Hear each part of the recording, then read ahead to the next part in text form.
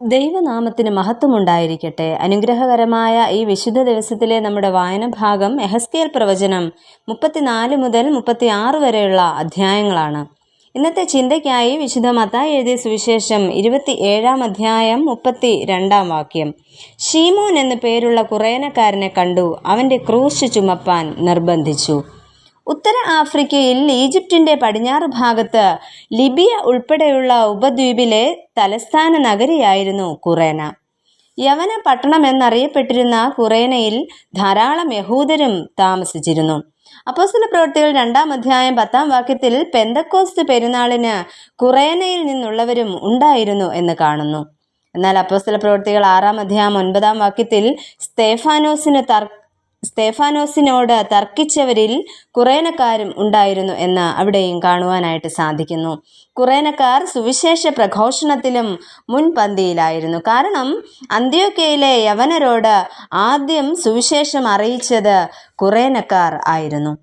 അങ്ങനെ പലരും ക്രിസ്ത്യാനികളായി തീരുകയും ചെയ്യുന്നു. ആത്മീയമായും സന്മാർഗികപരമായും വളരെ ഉന്നത നിലവാരം പുലർത്തിയ പട്ടണവും ജനസമൂഹവുമായിരുന്നു കുറേന. ഈ പട്ടണക്കാരനായിരുന്നു യേശു കർത്താവിൻ്റെ കുരിശ് ചുമന്ന ശീമോൻ. ശീമോന്റെ ചില പ്രത്യേകതകൾ നമുക്ക് നോക്കാം. ഒന്നാമതായിട്ട് അപ്രതീക്ഷിതമായ നിയോഗം ലഭിച്ച ശീമോൻ. എന്നെ അനുഗമിപ്പാൻ ഒരുത്തൻ ഇച്ഛിച്ചാൽ അവൻ നാൾതോറും തൻ്റെ ക്രൂശ് എടുത്തും കൊണ്ട് എന്നെ അനുഗമിക്കട്ടെ എന്ന ആഹ്വാനം ശ്രവിക്കുന്ന എല്ലാ ക്രിസ്ത്യാനികളുടെയും പ്രതിനിധിയാണ് കുറേനക്കാരനായ ശീമോൻ. അപ്രതീക്ഷിതമായിട്ടാണ് ഇവിടെ ശീമോന് ഈ നിയോഗം ലഭിക്കുന്നത്. യേശുവിനോട് അതീവ താല്പര്യമുള്ളവനും തിരുവചനം യേശുവിനോട് കൂടെ നടന്ന് കേട്ടിരുന്ന വ്യക്തിയുമായിരിക്കാം ഒരുപക്ഷെ ശീമോൻ. മാത്രമല്ല, യേശു മശിഹ ആയി വരികയും തങ്ങളെ രക്ഷിക്കും എന്ന് കരുതിയിരുന്നവരുടെ കൂട്ടത്തിൽ ഉൾപ്പെട്ടവനും ആയിരിക്കാം. ഒരു പക്ഷേ യേശുവിൻ്റെ അപ്പോസ്തല സംഘത്തിൽ ഉൾപ്പെട്ടവനാകണം എന്നും ആഗ്രഹം ഉണ്ടായിരുന്നിരിക്കാം. എന്നാൽ ഇവിടെ സംഭവിക്കുന്നത് എന്താണെന്ന് മനസ്സിലാകാതെ യേശു സഹിക്കുന്ന തീവ്രമായ വേദനയിൽ യേശുവിനോടൊപ്പം സഞ്ചരിക്കുന്ന ഒരു ശീമോനെയാണ് നമുക്ക് കാണുവാൻ സാധിക്കുന്നത്. എന്നാൽ ഈ സന്ദർഭത്തിലാണ് അപ്രതീക്ഷിതമായ നിയോഗം ശീമോന് ലഭിക്കുന്നത്.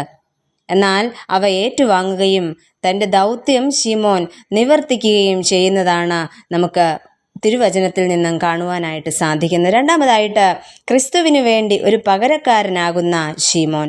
ശിക്ഷയ്ക്ക് വിധിക്കപ്പെട്ട വ്യക്തി കുരിശിൻ്റെ കുറുകെ വയ്ക്കുന്ന തടി വഹിക്കണമായിരുന്നു. ഈ തടി ചുമന്ന് ക്രൂശ് ആരോഹണത്തിൻ്റെ സ്ഥലത്തെത്തിയാൽ കുറ്റവാളിയെ അഥവാ ക്രൂശിക്കുവാൻ ഉദ്ദേശിക്കുന്ന വ്യക്തിയെ കുരിശിലാണി ചേർത്ത് തറയ്ക്കുകയോ കൈകൾ കയറുകൊണ്ട് കുരിശിനോട് ചേർത്ത് ബന്ധിക്കുകയോ ചെയ്തിരുന്നു. അങ്ങനെ ഈ ക്രൂശ് ചുമക്കുവാനും ക്രിസ്തുവിന് പകരക്കാരനാകുവാനും ശീമോന് സാധിച്ചു. തുടർന്ന് കുറേനക്കാരനായ ശീമോനെ കുറിച്ച് ചരിത്രം പറയുന്നത് അദ്ദേഹം അറേബ്യയിലെ ബൊസ്ര എന്ന സ്ഥലത്തെ മെത്രാനാകുകയും തുടർന്ന് രക്തസാക്ഷിത്വം വരിച്ചു എന്നുമാണ്. ഈ അപ്രതീക്ഷിതമായ നിയോഗങ്ങളിലാണ് നാമും എത്തി നിൽക്കുന്നത്.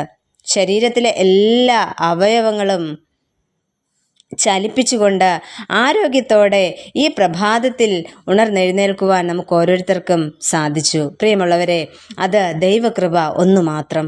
അങ്ങനെയെങ്കിൽ യേശു കർത്താവിന് വേണ്ടി ഒരു പകരക്കാരനാകുവാൻ അഥവാ ഒരു പകരക്കാരിയാകുവാൻ തമ്പുരാൻ എന്നെയും നിങ്ങളെയും ആവശ്യപ്പെടുന്നു. അതിനായി ഈ വിശുദ്ധ പ്രഭാതത്തിൽ നമുക്ക് നമ്മെ തന്നെ ദൈവകരങ്ങളിലേക്ക് സമർപ്പിക്കാം. പകരം എന്തു നൽകും ഞാനിനി, ഹൃദയം പൂർണ്ണമായി നൽകുന്നു നാഥന്. ക്രൂശിൽ കണ്ടു ഞാൻ നിൻ സ്നേഹത്തെ, ആഴമാർന്ന നിൻ മഹാത്യാഗത്തെ.